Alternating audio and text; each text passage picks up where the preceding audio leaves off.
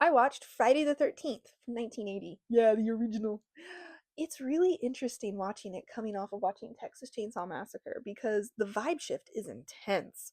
Texas Chainsaw Massacre feels like a sweaty, industrial nightmare realism that was carefully crafted. And this feels like somebody looked at that and went, cool story, bro. What if we invented a genre? And now, listen, I understand Friday the 13th is not the first slasher movie, and it is not solely responsible for the creation of the genre, but honestly, this movie is kind of building slasher tropes in real time. You can watch the templates forming. We open with the strong POV shot that is great for tension. The camera becoming the killer was like one of the best tricks horror movies ever figured out.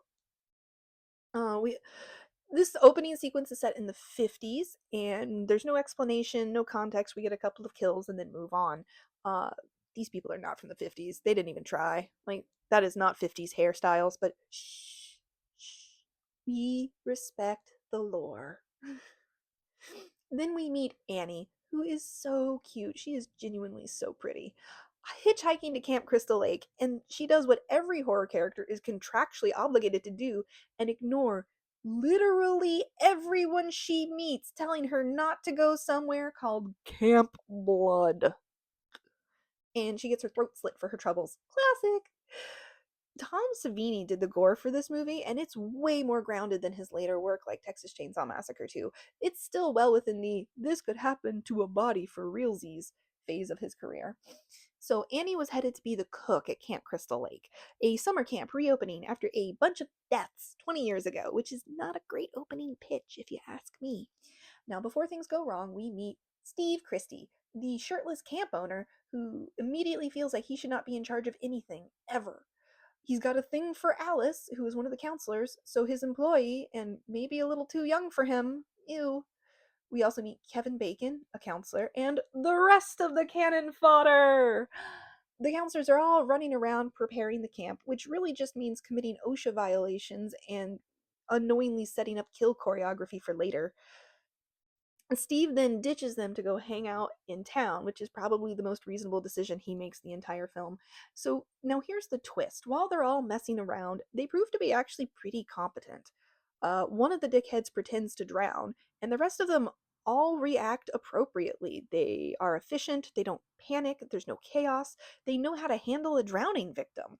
They can function as responsible adults. This movie just chooses violence anyways. And then night falls and a storm rolls in and everyone starts dropping like flies. This movie actually locks in a little bit here. It goes once the storm hits, it goes from summer camp hangout to kill mode activated.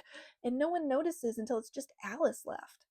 She tries to barricade herself in, but the environment's basically made of decorative wood and emotional support glass. These cabins are not built for survival, they're built for vibes. And this is where some people might call it a whodunit slasher, but it really isn't. Pamela Voorhees shows up 15 minutes before the credits roll, and at that point, it's like, yeah, it's her. Of course, it's her. Everyone else is dead. So, do we question how the little old lady was killing everybody and dragging their bodies around and staging all the kills? No. No, we do not. We respect the lore. I do like her though. Her monologue is great. You can hear her slowly unraveling as she explains everything to Alice. And the thing is, like, her grief is kind of justified. The original counselors did neglect Jason.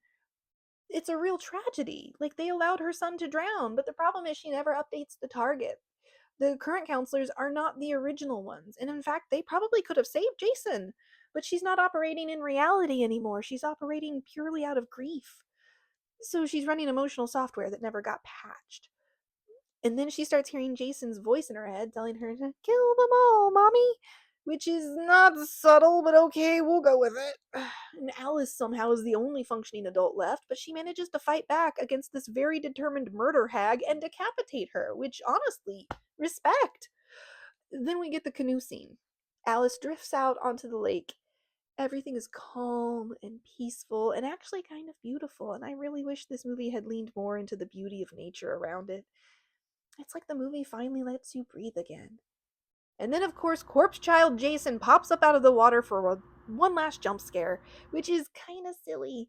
Like, I get what it's doing, but it really just feels like we wanted to add in one more scare. Sorry.